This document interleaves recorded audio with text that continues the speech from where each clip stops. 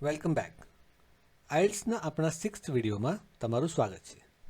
આ વિડીયોથી આપણે આઇલ્ટ્સના ચારેય મોડ્યુલ્સ જેમ કે લિસનિંગ, રીડિંગ, રાઇટિંગ અને સ્પીકિંગ ડિટેલમાં સમજીશું.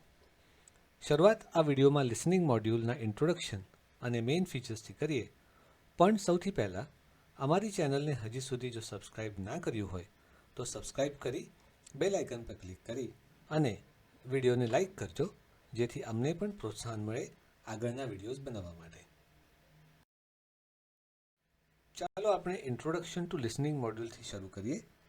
લિસનિંગ મોડ્યુલ હંમેશા પહેલી ટેસ્ટ હોય છે ચારેય મોડ્યુલ્સમાં. એમાં કોઈ પણ ચોઇસ નથી હોતી કે હું પહેલાં રીડિંગ કે રાઇટિંગ મોડ્યુલ એટેમ્પ્ટ કરીશ.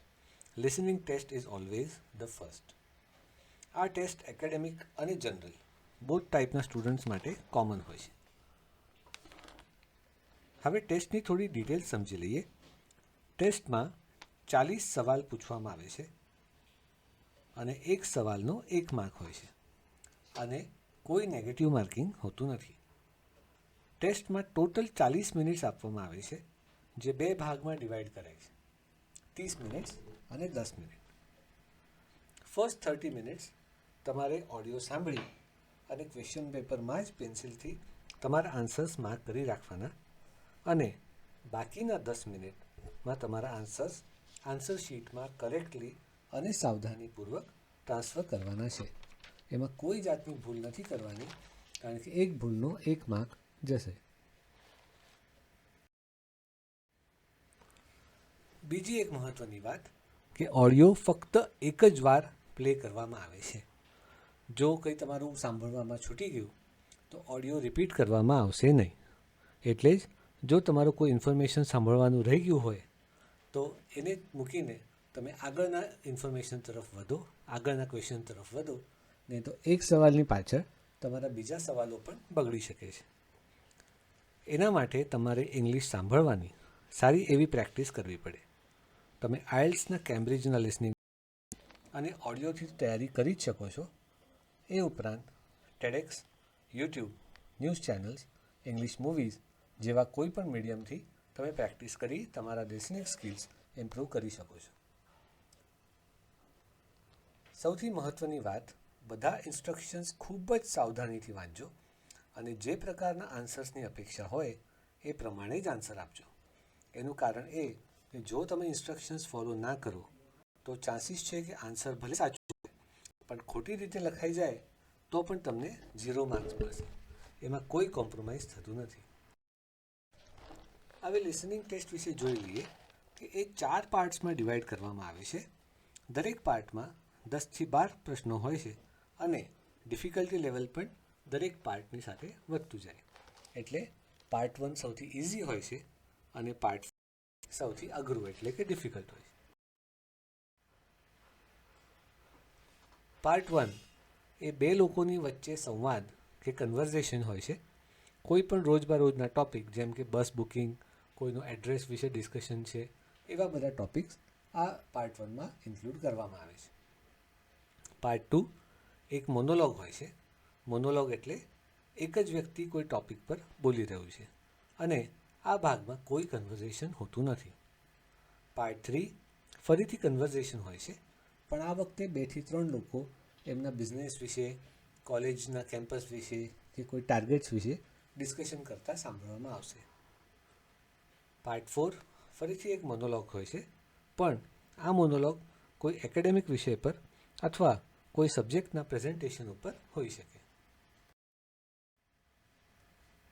હવે થોડા બેઝિક પણ ઇમ્પોર્ટન્ટ પોઈન્ટ્સ પણ જાણી લઈએ. 90% વખત લિસનિંગનો ઓડિયો બ્રિટિશ એક્સેન્ટમાં હોય છે, પણ કોઈ વખત અમેરિકન, ઓસ્ટ્રેલિયન, કેનેડિયન કે એવા કોઈ બીજા એક્સેન્ટ્સમાં પણ તમને ઓડિયો સાંભળવા મળી શકે છે. એવા દરેક એક્સેન્ટ્સ પર પ્રેક્ટિસ કરજો. ત્યાંની ન્યૂઝ ચેનલ્સ, ટીવી શોઝ જુઓ અને ભાષાને સમજવાનો પ્રયત્ન કરજો. ઘણી વખત ઓડિયોમાં છે ને નંબર્સ પણ આવે, જેમ કે ફોન નંબર છે, પોસ્ટલ કોડ છે, ફ્લેટ નંબર છે, એક્સેટ્રા.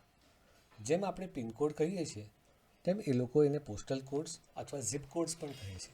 તો ઓડિયોમાં આવા શબ્દો આવે તો ખાસ ધ્યાન આપજો. ઘણી વખત વાતચીતમાં ઓડિયોમાં શૂન્ય એટલે કે ઝીરો શબ્દ પણ આવશે. જેમ આપણે ઝીરો કહીએ છીએ, ઇંગ્લિશમાં તેના ઉચ્ચાર કરવાની અલગ અલગ રીત હોય છે. જેમ કે ઝીરો, ઓ, નોટ. હવે નોટ NOUGHT પણ લખી શકાય અને NAUGHT પણ લખી શકાય. અને બીજું, ઘણા લોકો ઝીરોને નલ તરીકે પણ બોલે છે. તો આ વાતનું ખાસ ધ્યાન રાખજો, કારણ કે જો તમે આ શબ્દો નહીં સમજી શકો તો શક્યતા છે કે તમારો આન્સર ખોટો થઈ શકે. જ્યારે પણ ઓડિયોમાં નંબર્સ બોલાય છે ત્યારે 1-2 સેકન્ડનો પોઝ લેવામાં આવે છે. આ પોઝનો ઉપયોગ કરી આ નંબરને તમારા ક્વેશ્ચન પેપરમાં નોટ ડાઉન કર્યો. જેમ કે આપણે આ સ્ક્રીન પર જોઈએ છે 1 2 6 7 8 9. આ રીતે વચ્ચે વચ્ચે 1-2 સેકન્ડના પોઝ લેવામાં આવે. બીજું એક કન્ફ્યુઝન થાય છે કે ઘણા નંબર્સ TEEN થી એન્ડ થાય છે અને ઘણા નંબર્સ TY થી એન્ડ થાય છે. આપણે એક્ઝામ્પલ જોઈએ કે 15 FIF TEEN થી થાય છે અને 50 FIF TY થી થાય છે. તો આવા એને ધ્યાનપૂર્વક, અને આવી નાની ભૂલો જો ના થાય ને તો લિસનિંગ મોડ્યુલમાં તમે 40માંથી 40 માર્ક્સ મેળવી શકો છો, જે તમારો ઓવરઓલ બેન્ડ સ્કોર સુધારી શકે છે. હવે આપણે આઇએલ્સના બેન્ડ સ્કોર વિશે પણ જાણી લઈએ. લિસનિંગના ખાસ કરીને લિસનિંગનો બેન્ડ સ્કોર 40 માર્ક્સમાં કાઉન્ટ કરવામાં આવે છે. ફોર એકેડેમિક 23 થી 29 સુધીનો સ્કોર બેન્ડ 6 ગણવામાં આવશે. 30 થી 34 એટલે 34 સુધીનો સ્કોર બેન્ડ 7 ગણવામાં આવે છે. Score of 35 is band 8 and 35 to 39 કે 40 એને બેન્ડ 9 ગણવામાં આવે છે.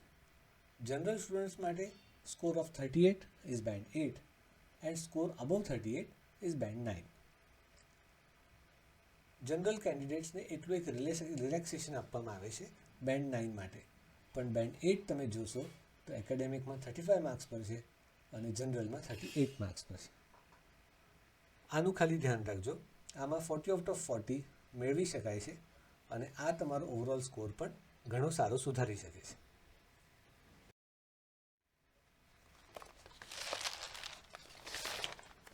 જો તમને કમ્પ્લીટ ડિટેલ કોર્સ ઇંગ્લિશમાં જોઈતો હોય with practice test, resources and all question types solved, તો ડિસ્ક્રિપ્શનમાં આપેલી અમારી વેબસાઇટની લિંક પરથી ખૂબ જ રિઝનેબલ રેટમાં કોર્સ મેળવી શકો છો, અને એ પણ લાઈફ ટાઈમ વેલિડિટી સાથે.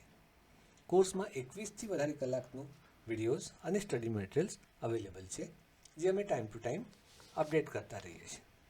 અમારો આ વિડીયો જોવા માટે a lot of thanks, and hopefully તમને આ બેઝિક કન્સેપ્ટ્સ લિસનિંગ મોડ્યુલના ક્લિયર થઈ ગયા હશે. તો thanks once again and all the best for your score. Thank you.